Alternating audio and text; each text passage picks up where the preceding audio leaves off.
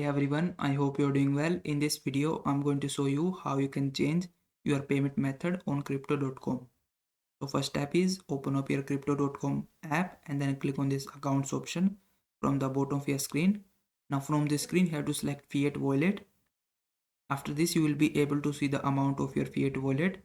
Now what you need to do is click on this deposit now button, or you can also click on this transfer button, and from this window you have to select deposit, and then you will be able to see this pop-up menu. From here you have to select your fiat currency.